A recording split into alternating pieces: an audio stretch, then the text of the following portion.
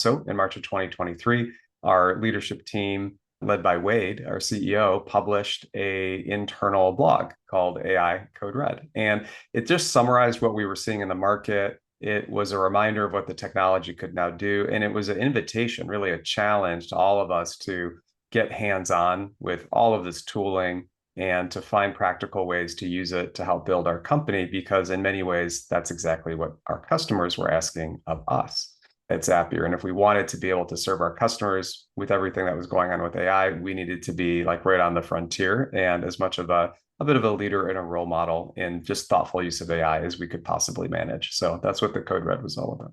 I love that. And what's so great is I literally met you most probably a few months after that. And very appropriately, since we're both friends of the GSV family, I guess I should say. And I think what is interesting is Disco 2, an AI first learning platform, goes really hand in hand with what Zapier is doing when it comes to a similar philosophy, where you're basically saying at Zapier, we needed to actually drink our own Kool-Aid here and figure out how we use this AI tooling ourselves. And you had the platform to do that. And so I really appreciate that story.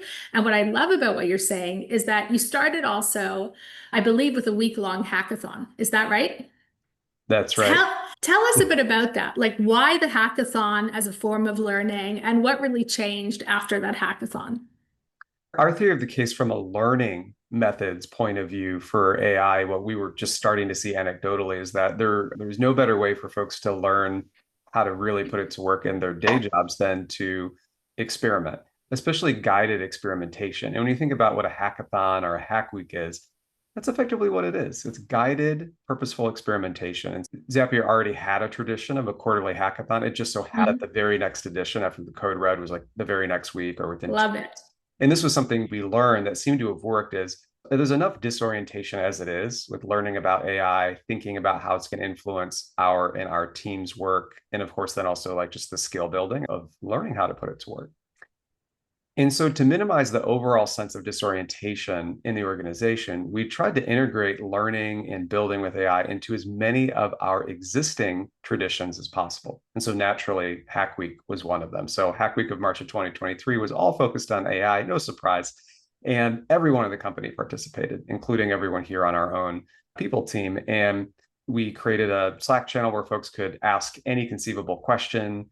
We asked some of our AI power users to just effectively carve out part of their core job, not just for Hack Week, but for all the time since, to actually just be in that queue and just answer teammates' questions. Say, hey, you're really skillful in how you think about AI. Now part of your day job is helping your peers build that fluency. And so it started that peer-to-peer learning during the Hack Week as well. And it's just amazing to see what folks have built. And we've done Hack Weeks inside Zapier since that first one, AI Hack Weeks. And we've also hosted or helped facilitate Hack Weeks for dozens of customers as well. And in none of those cases, like dozens and dozens of hackathons and Hack Weeks, have the folks participating come away anything other than wowed by what they and their teams can do. So it's like great for skill building. It's also, I think, really helpful in maybe myth busting some of the common concerns that folks have about AI, and nothing really helps with that, like getting hands-on and actually putting it to work in practical ways that map to your work. Because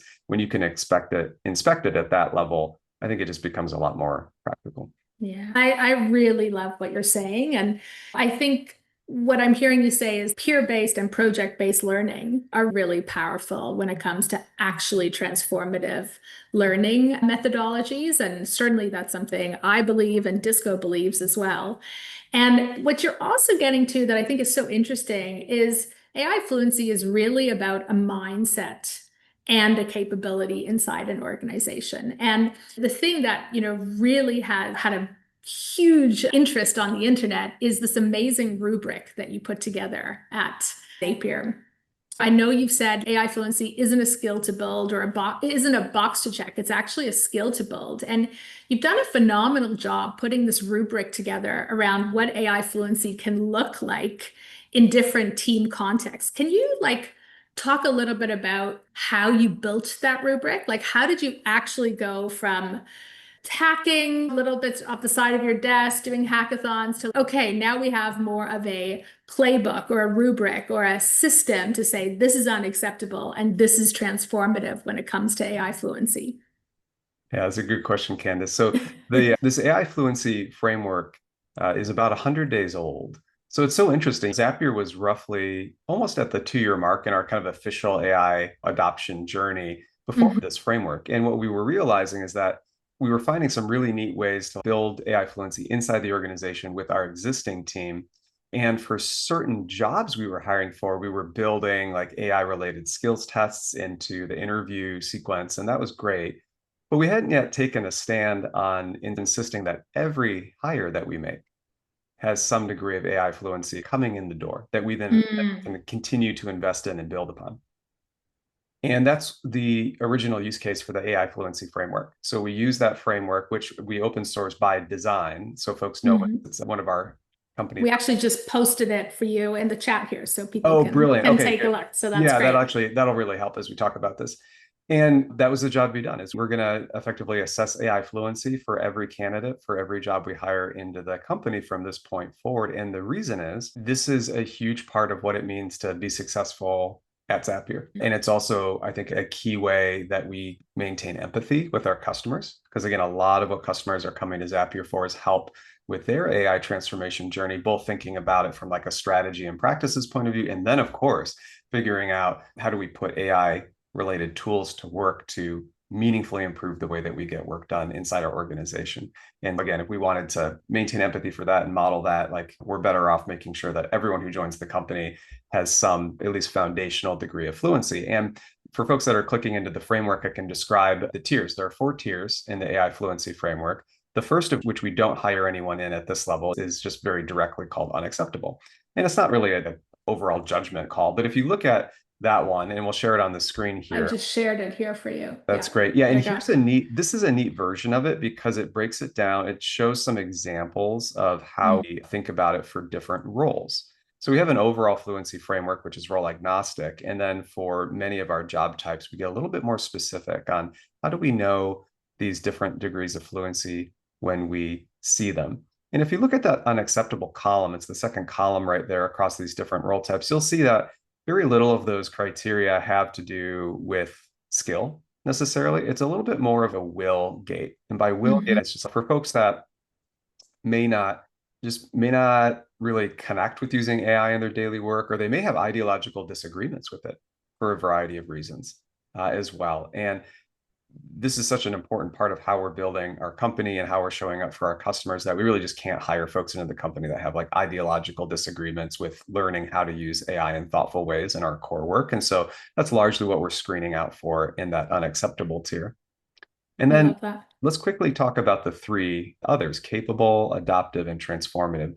The quick way I can describe the difference between those 3 is that folks who demonstrate AI capability have some of the know-how around prompting and thinking about which tools to use for which job, but they haven't necessarily developed examples yet of how they're translating that into like measurable increases in their performance or their team's performance. That's what adoptive is all about. So for folks who Mhm. are demonstrating fluency at the adoptive level, these are folks who know, technically speaking, some of the tactics for using AI in work, but they've also translated that into specific examples of like meaningfully increasing they or their team's performance or productivity. Great. Here's the difference between adoptive and transformative, though. And transformative, I will tell you, we don't have very many examples of this even inside our own organization, and that's by design. So I think with a good rubric like this, you want the top tier to be something that is truly ambitious and stretchy, and we certainly think that's the case for transformative level fluency. These would be for folks or for teams who are not only producing meaningful increases in performance through AI, but they've done it by rethinking the work itself. At the adoptive level, you're using AI to augment or help you with the traditional ways of getting the job done, whether that's writing code or prototyping product or supporting customers through support tickets. The transformative level, you're rethinking the work from the ground up with AI at the core. I love that. So thank you for this amazing rubric. I know lots of people have referenced it and for good reason, because I think one of the things that you hit on is that Actually, AI fluency looks really different in different teams and in different contexts, and helping people understand not just what's unacceptable to transformative, but what's unacceptable to transformative for their specific function, team, and role is a really helpful guide. So really appreciate you open sourcing that. At Disco, we have something called the AI hierarchy of fluency, which is, Maslow's hierarchy of needs. It's a nod to that. And it's a similar thing, which is like the top of that pyramid.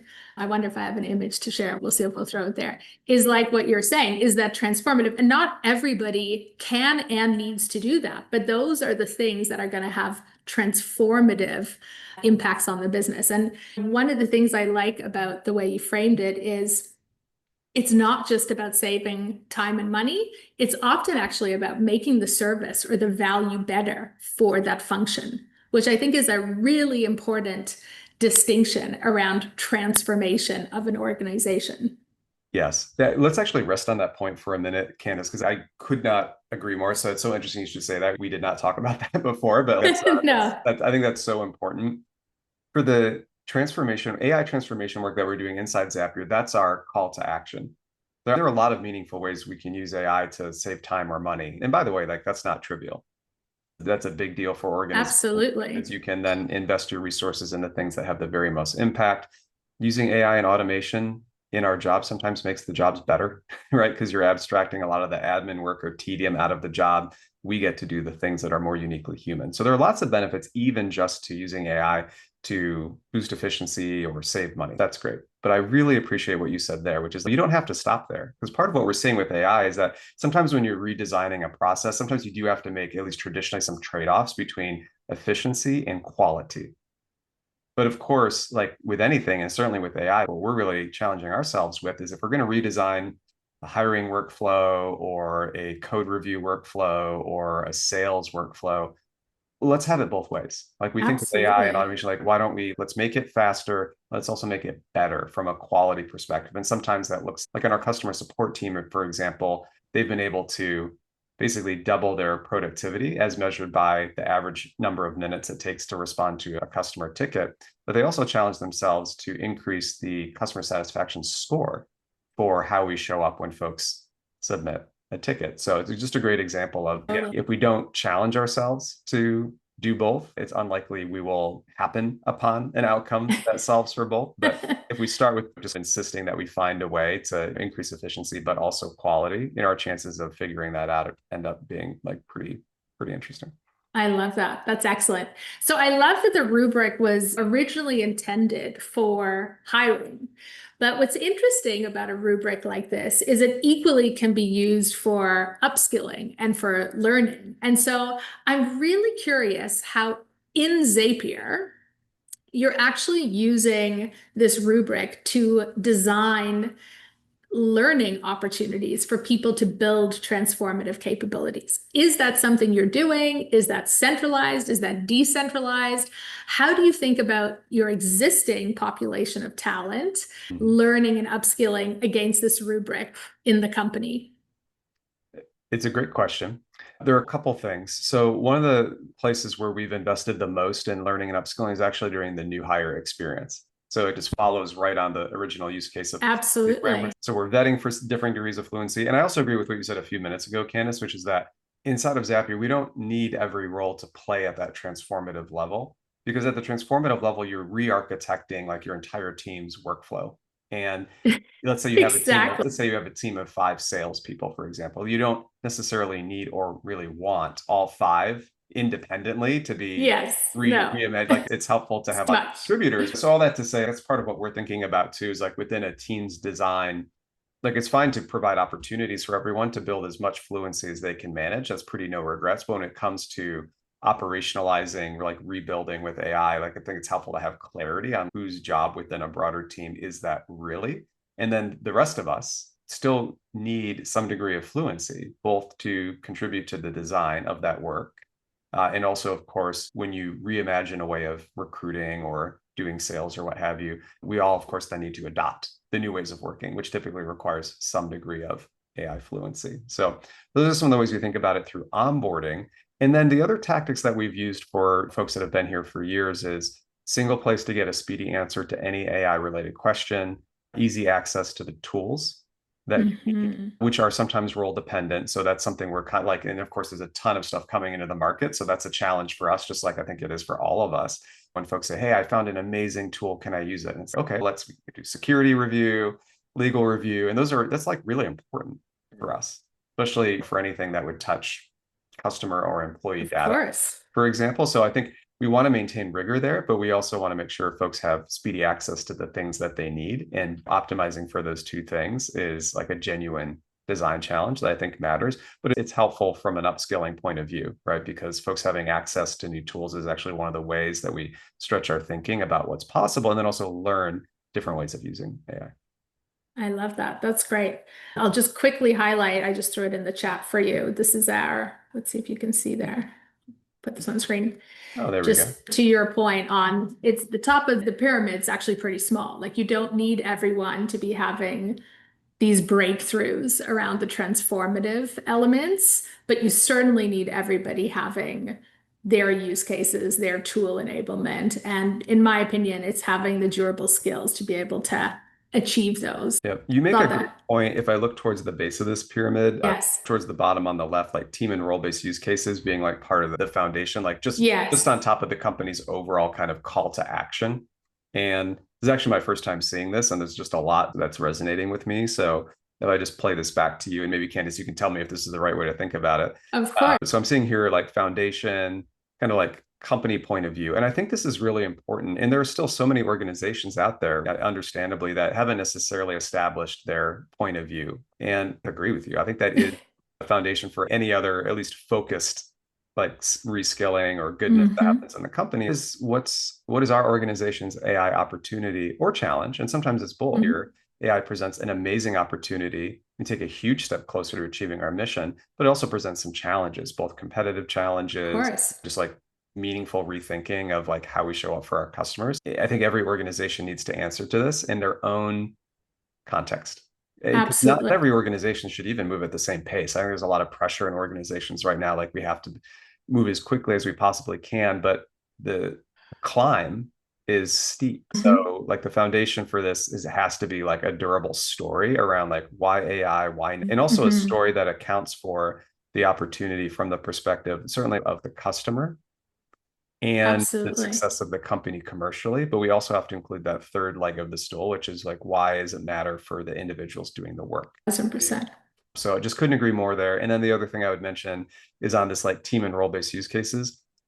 We have found that to be such a helpful grounding, right? Because AI, there's so much talk about AI, you can get turned around and think AI is the goal. And so no, AI is not the goal. AI is a medium, it's a tool, it's not an outcome. And our organizations already have very specific jobs to be done and goals and KPIs and things we're trying to do in the world. And that's still the foundation. And even for things like the hackathon we talked about earlier, I think part of what makes that so helpful is folks maintain agency. They Mm. bring a hackathon, something in their work, which maybe is frustrating, or maybe they think like they could really do better for customers if we could only figure this thing out better. And but they're bringing it to the table based on their own, just like their lived experience doing the work and their subject matter expertise and their understanding of what excellence looks like. I love that. That's great. And I think what's often missed, and I think you're calling it out here, is that you actually need to invest more in durable skills in your organization versus less in an AI Mhm. first world. And so you need to have humans who have like deep critical thinking, deep curiosity, and deep agency in a world where a lot of rote work is no longer required in certain functions. And so I'm not sure it ever fully was, but it certainly gets the way work gets done starts changing. Can you talk to that at Zapier, like how you're thinking about investing in the durable skills, power skills, soft skills, whichever those themes are? Is that something you just hire for? Talk a little bit about that.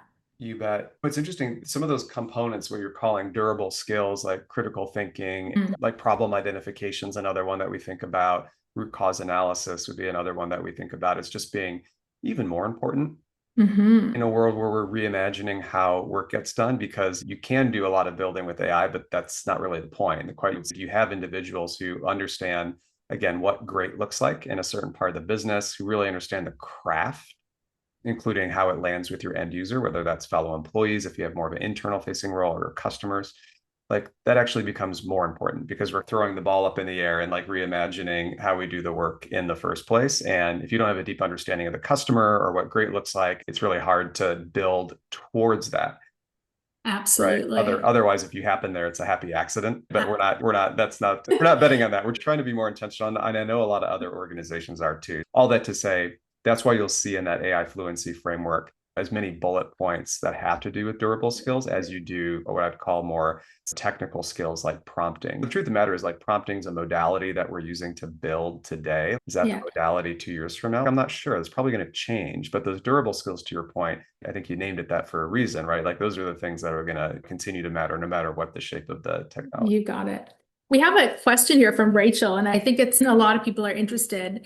How did you build out that rubric and come up with the descriptors for each? Who amongst your stakeholders were engaged in the process? Was there a specific people in L&D that did that? Was it at the team level? I thought I could just quickly answer that question and then we'll keep going because I got a lot more It's a good things to question. ask. Yeah, first of all, excellent question. The short answer is our L&D team and our talent acquisition team work together. The reason talent acquisition was involved is because they had a lot of insight and data. We have a quality of hire effort that looks at who's knocking it out of the park in different areas of the business. And we map that back to what we assessed or saw in them when they were a candidate. And in doing so, it helps us understand like which of those qualities seem to be most tied to success. And we used that data to help inform this framework, as well as talking with some of our just power users, some of the same folks that, are answering their peers' questions every day and helping us scale up as a team. No, that's super helpful. Thank you. So let's go a little bit deeper. Your entire company is focused now on AI orchestration at work. And building fluency often happens, as we've said, through workflows, right? Through the actual agent building. I think there is a stat now that you have something like 800 agents at Zapier. Is that more than the humans or less than the humans that you have at Zapier? It's more than the humans. And I think that number is 60 days old. And I have to Okay. pull it again, but I would imagine at this point it would be meaningfully more than 800 even. Like the pace of growth is high. And rightly, it's essentially like an agent that does a specific type of job, but it doesn't typically do like a whole person's job. A whole person's job is just like any of our roles is broken up into all of these different components. And my work, there's part that's around setting vision and direction and establishing strategy. And there's a part of it that's around leading a team. There's part of it around coaching my peers on the leadership team. And actually these days there's part of my role that's doing things like this and helping other organizations in their AI transformations. And so even within those buckets, you could break those down into even more discrete tasks, each of which could ultimately be either supported by or entirely managed by an agent. And the milestone of having more agents than employees, I think, was like a symbolic one, but not a sign, for example, that we had as many like 800 employees worth of additional people power. Each agent represents a fraction. I think that's a really useful description. And I think what a lot of people are interested in is the how, right? Like, how are you creating agents on top of work? What are the necessary conditions for your tech stack and operations to actually achieve this? Because a lot of organizations are talking about doing this, but there's lots of bottlenecks and roadblocks that often stop organizations from being able to build these agents. Let's say there are a couple things. Even if I go back to your hierarchy of AI fluency, the like use cases level is where it's the only place we know how to start because that helps create focus. There are a lot of things you can build with AI, and that's not really the question. The question is what's worth building. And the building is hard, to your point, Candace. There's a lot of experimentation and failure and puzzling through things and testing and retesting. And then, of course, once you build it, you have to maintain it. Right. Absolutely. And so for all of those reasons, if we really try to challenge ourselves like from the beginning to be like, what are the other 100 things we could solve with AI? What are the 3 that are like most worth trying to figure out? That's thing one. Thing two is I would call the data layer. A lot of these powerful workflows, as soon as you start getting beyond setting up like basic like GPTs or GEMs or Claude projects or what have, based on usually like a really nice prompt and maybe a little bit of data. When you get into more sophisticated use cases, they're really leaning on data to power what makes the use case really distinctive and effective isn't necessarily like the prompt or the LLM. that you have on top of it, because in some cases those are interchangeable. It's the data. So for Right. example, I'll give you an example. So we have a Zapier workflow called one-on-one meeting coach. Hmm. This is an AI coach that, with the consent of the manager and the direct report, basically takes the transcript from the one-on-one and applies a prompt to it, looks at the breakdown of talk time for the manager and the direct report and a couple other statistics, and provides a coaching report to the manager about how well they showed up for their direct report in that one-on-one. And it's a really interesting problem space because a lot of organizations do one-on-ones and they're typically seen as a really essential part of how managers enable the success of their people. And then the irony is very few organizations provide a lot of clarity on what make great one-on-one, and even fewer ever have the opportunity to observe how skillfully managers across their company are actually doing the one-on-ones, right? Because like by definition, it's a one-on-one and there's not typically a third human in the room. And that's what this coach is all about. It's like, hey, if we believe in the power of one-on-ones, and Zapier does have a point of view about what makes for a great one and what manager behaviors make for a great one-on-one, let's stand up an AI coach for that. So that's great. So it provides the coaching report. Let's talk about the data layer for that, because the other thing the coach does is every time it does a coaching report, it stores both the raw transcript from the meeting and its coaching report in what we call a Zapier table, which is effectively a database. Then it gets really interesting because then over time, the coach can opine not just on how things went in a specific one-on-one, but it can pull themes from across all of your prior one-on-ones and help coach you to things that recur, and can actually provide coaching on things that seem to be getting better or things you really need to keep hammering on because the coach isn't seeing progress and so on. So that's just an example of how the data layer becomes important. And so organizations that want to build powerful AI use cases on top of customer data, for example, how robust and how cleaned up is your customer data? Because whatever AI use case you build on top of it, it's only going to be as good as the data. And in that way, that's like a kind of perennial like For challenge for sure. organizations. And so there's a lot with AI that feels like brand new and really intimidating, but a lot of the core like mindsets or ingredients that you need for success are actually not new at all. I love that. You took me exactly to where I wanted to go because I was actually going to specifically ask about your thoughts on human involvement or human in the loop, AI, when it comes to L&D specifically versus AI led or coaching with AI.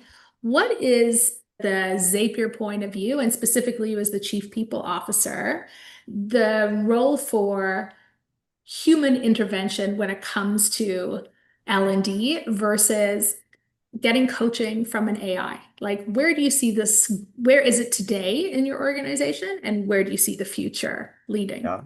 I can give you a couple examples, but before I do, I'll share a couple like factors. Like Sure. basically, here are the factors that I think about when I think about like where, a human is best positioned to do coaching versus maybe like co-piloted experience versus folks can get coached by an AI coach Hmm. exclusively. There are really three factors that I think about. The first is like what's most effective, just from a quality and like impact of the coaching, like which modality is most effective, human, entirely AI, some blend, and so on. The second is what I see, cost and scale. Hmm. Because even if we conclude, for example, that human driven coaching for a certain type of coaching is, let's just say somehow we knew it was like 20% better, right? But it's 2,000% more costly, Sure. like an AI coach. And so I can't necessarily extend that type of coaching, that human coaching, to my entire stakeholder group or my organization.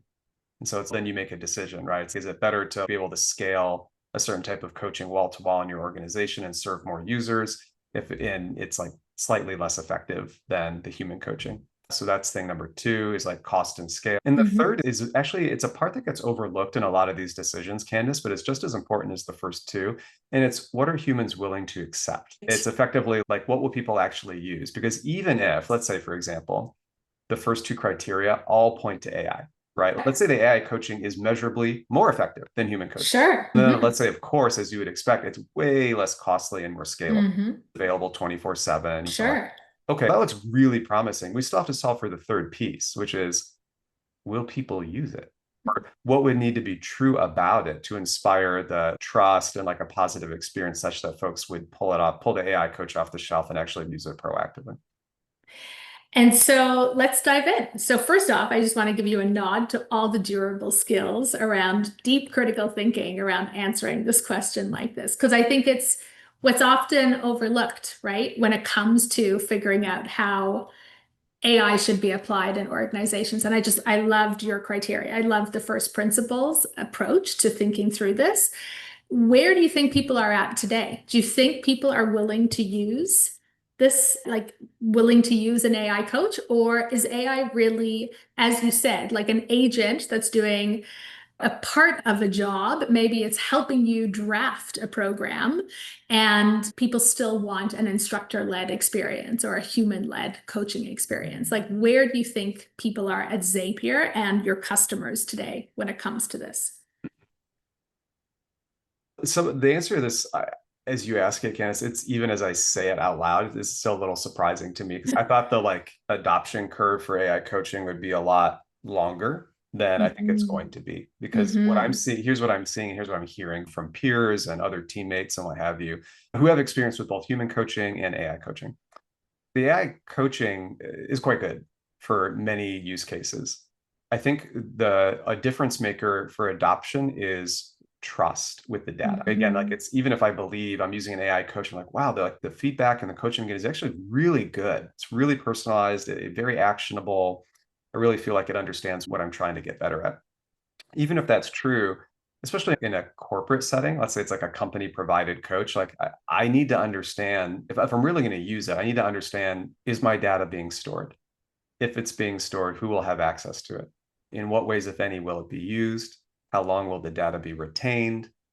Do I have the right to view the data? Do I have the right to ask the organization to delete the data?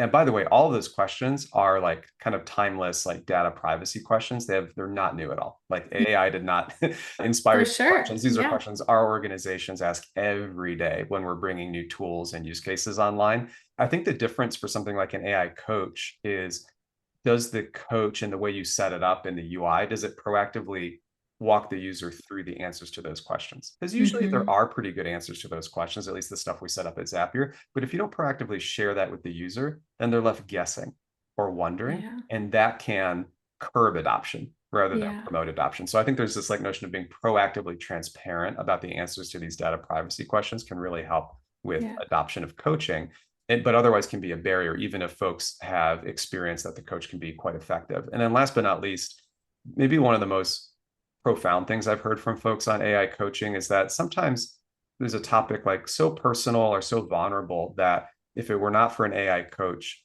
the individual may not seek coaching at all because it just feels so fragile or vulnerable to Mm-hmm. bring that up with another human, particularly if it's like another human that you like work with, For like a sure. peer, for example. I thank you for that. And I think one of the topics I wanted to address, and I thought you actually did a great job in doing so, is just responsible use of AI, right? And one of the themes that you pulled out is just trust and transparency. Is there anything else you would highlight in building AI fluency when it comes to ways in which you're teaching and training and encouraging people to be responsible around AI use? Mm-hmm. Yeah, there's a whole other vein of conversation, especially for folks who are building products with broad audiences. For example, we talked about some of the like trust, data privacy, and transparency pieces of this as well. So that's great. But I think for scaled AI products, there's a whole conversation around like ongoing like testing in evaluation, especially if you're making changes. So that's what a Mm, lot of like AI ML engineers do is they create what they call evals. These are basically evaluations of how that particular AI use case is performing. And if you're making any changes, you usually test those in a separate environment, effectively to perform one or more evals on it before you release it to your users. And I think that's another just responsible practice. But even that one sounds like very new. It's like evals, like that's not a term yeah, you no, typically find in product management or testing before AI, but it's effectively just another test among many that product leaders and data leaders, engineers would typically perform before releasing a product. I think by saying that, you're commenting on sort of the democratization of agent building, right? Now it's in much broader hands in an organization. So more people need to be aware of evals in an organization than maybe in previous models. But that, I think that framework is a really important one. So I want to make sure we have lots of time for questions, and we have about 15 minutes left. And so my last question before we go to questions is, when you think specifically about learning and development and upskilling, obviously we know that peers and projects are incredibly transformative when it comes to learning. But how do you actually think about agents and agentified elements of learning in the future? What are you most excited about that the technology can now do when it comes to upskilling the organization of the future? My dream scenario, which I think is pretty close at hand, is we've talked in the learning and development space, we've talked for decades about this dream of learning in the flow of work. And that's not a new modality for learning. It's just really hard to scale in a workplace setting. Like we can kind of we're all familiar with this notion of like athletic coaching, right? Like let's say you're playing tennis and you have a tennis coach, right? And you hit the ball and they're like, ooh, your elbow's like rotated a little too much this way, turn it over this way. You're like, okay, well, that's learning in the flow of work. In a workplace setting, especially with knowledge work, and especially with distributed teams, where not only is the work happening on a computer, you don't usually have a skilled person like literally looking over your shoulder, for example. This notion of learning the flow of work feels pretty elusive. Now, it doesn't really have to be. So can you imagine a world where you have basically just like a AI coach, and it can observe how you work across your email and your company Slack or Microsoft Teams, if you're building a slide deck or writing code, or you imagine it's just over your shoulder and it's tuned for the work that you do. You could feed it your performance reviews or the things you're trying to get great at to help it focus its coaching. And just imagine as you're doing your daily work, it does a virtual tap on the shoulder. Say, hey, looks like you're writing like a note to your CEO, like reminder. I think she would prefer something in writing versus a slide deck. Can I help? Can I help you? It sounds like you already made 3 slides. Can I help you convert that into the start of a memo? Like technically, like all of the component parts of that technology to do that are pretty much here, but it's a huge technical challenge to pull all that together into the experience that we're talking about. But I think we'll see a few players effectively offering something like this over the next few years. You're speaking our language at Disco. I think what's so interesting is that we aren't that far off from the ability to do that, but it's still being shaped right now by all the dimensions you're saying. But the notion that you have in the flow of work learning, I think is so interesting because, as we all know, it's not easy to find the time in your organization to send people to go and do something and have it be relevant or specifically personalized or contextually relevant to what you're doing. So very aligned with your vision of the future. So let's take it over to questions. Does anybody have any questions that they would like to ask? And we've got a couple here. One is Drew. How have you built trust amongst teams and orgs with AI evolving into fluency and trust? Yeah, this is an excellent question. The most concise answer that I can give is by anchoring all the work we're doing with AI in our team's existing goals, like the things that we already say that we wake up every day to care about. So on our customer support team, for example, all of their AI fluency building and so on is anchored around their team's mission, which is fast, accurate support. Fast, accurate support. Every one of our customer support teams, what's the mission team? Fast, accurate support. Love that. And they have 2 core KPIs that they're all accountable to together around each of those 2 things. So for fast, it's average ticket handle time. For accurate, it's related to customer satisfaction. Fast, accurate support. And so all the AI building that they've been doing, and they've made remarkable progress because they're so focused, right? They have their mission and they have everyday examples of how that helps customers. It's going to be very personally motivating. So from a like, why are we doing this or how are we doing this? That becomes a big ingredient for inspiring engagement with AI fluency. And then the second thing is leaders need to be really clear about what's in it for the folks doing the work. And in the case of Zapier's customer support team, for example, when Lauren, our support leader, gave the team an ambitious mission to double their productivity over a 12-month period, There's a little part of that. If I were in the shoes of a customer support person, it's okay, that's ambitious. I don't know exactly how we're going to do that. But there's another part of me, and this came up in some conversations I had across the team, is a relief Mhm. because folks, our people can see in almost every role, like they understand their craft. They're seeing examples of how AI is transforming how their work gets done. It's like in some ways, like when a leader stands up and says, I think there's a path, I think there's an ambitious thing we can go do. As challenging as it might be, I do think it's a relief for a lot of teams. So they're like, thank goodness, because I'm seeing all this change around me and I'm wondering like, what's our role? How am I going to skill up? Is my company going to invest in me in these new ways of working? And so I think this is a place where like leaders being courageous and having a point of view is really important because as scary as some of the building might be for our teams, I think part of it is a genuine relief and an Yeah. encouragement because people want to be invested in this one. Yeah. I think what you're bringing up is that it's like going from existential to an opportunity to actually build your skill or capability, worrying about if it's going to affect you to actually, this is like an opportunity for me to stretch and grow and reimagine my role in the organization. So I love that. We have two questions. Naomi, let's hear from you. Hi, thank you so much for your presentation. I came a little bit late, so maybe you address this, but it has to do with what you were just talking about.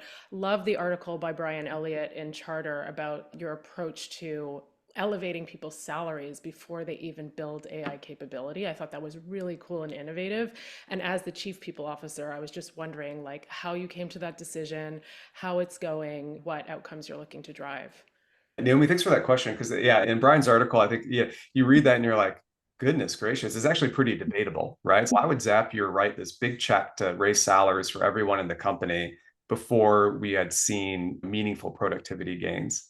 And so what's interesting is we did that pre-ChatGPT 3.5. So this was part of a pre-existing talent density strategy. And we wrote that check and increased salaries up front, in part to create pressure on ourselves to develop new ways of working. And again, this was really pre-Gen AI, not by long, really just by 6 months, ironically. This was Q1 of 2022 that we did this big salary raise. But the inspiration was very similar to what we're now doing with AI, which is we believe that thoughtful use of AI can certainly help us be more productive on a per person level and also just make work better for people, right? Just make the jobs better.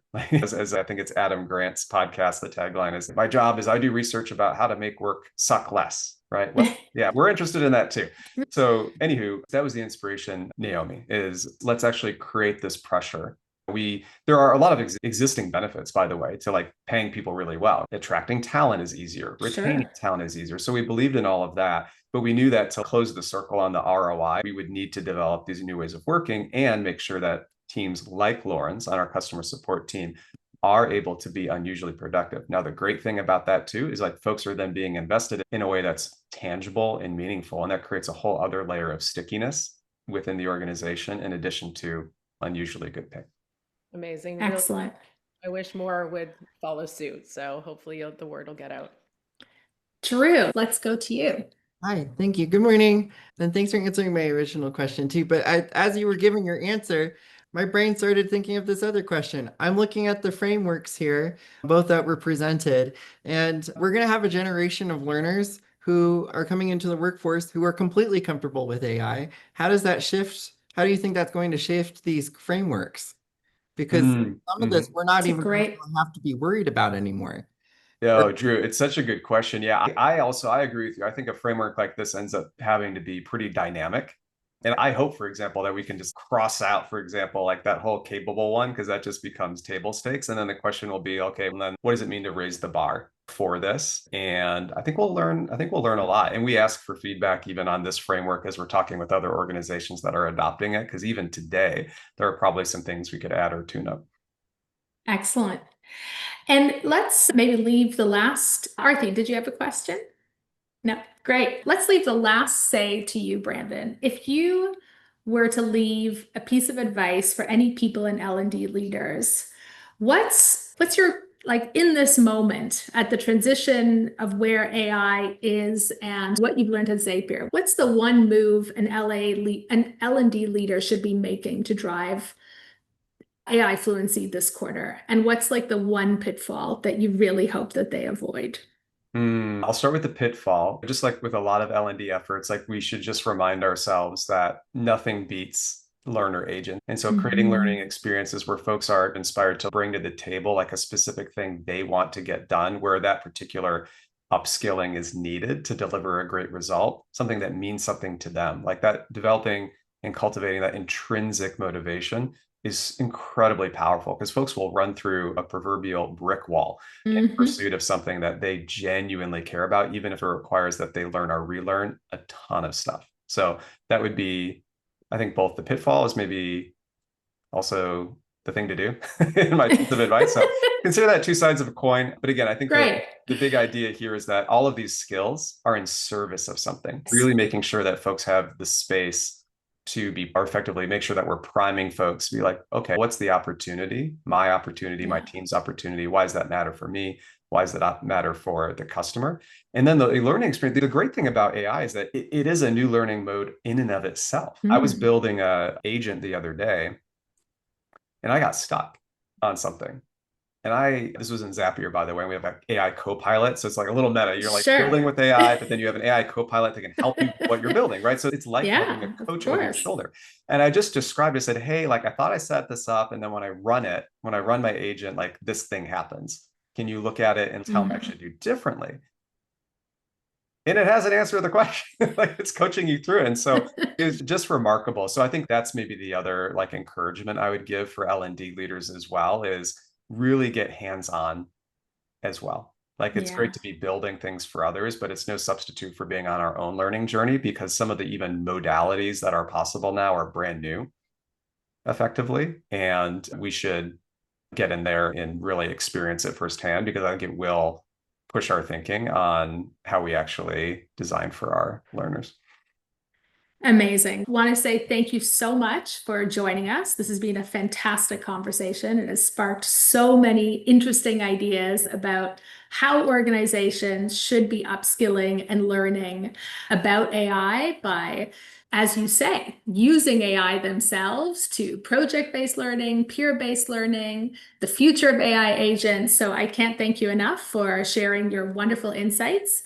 And I would say two things. One, I know you have an amazing community where you are continuously offering interesting ways for L&D and people leaders to look at AI fluency in their organization. So follow Brandon and the amazing work he's doing to Zapier, and stay tuned to this podcast, which is all about AI fluency, where I interview the world's best and brightest on how they're bringing AI fluency into their organizations.